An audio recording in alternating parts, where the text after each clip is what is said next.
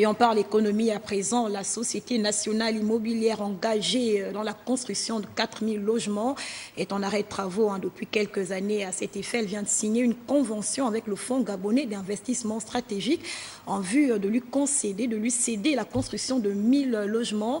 La signature s'est faite en présence du vice-premier ministre en charge de l'habitat, Jean-Augustin Nzingi.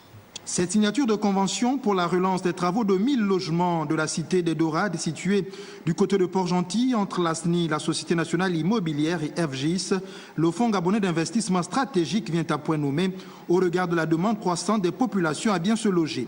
Cette initiative témoigne de la volonté et la détermination du vice-premier ministre de trouver progressivement des solutions aux problèmes du logement en République gabonaise. Il s'agit simplement d'un protocole pour la reprise des travaux de cette cité qui a longtemps été dans l'abandon.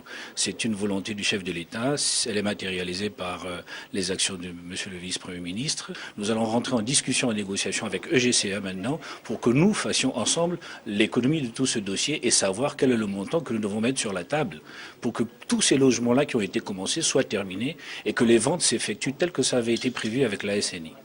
L'exécution des travaux sera assurée par la société EGCA et devrait débuter très rapidement. Les deux acteurs que nous sommes, c'est-à-dire la SNI et le FGIS, se sont accordés pour signer un protocole d'accord avec la société EGCA qui a été adjudicataire des travaux et qui théoriquement devrait les continuer, les reprendre, j'allais dire, avant le fin janvier. Voilà donc qui devait réjouir les futurs acquéreurs, ceux-là même qui ne croyaient plus à l'aboutissement de ce projet, surtout après l'arrêt des travaux par la SNI.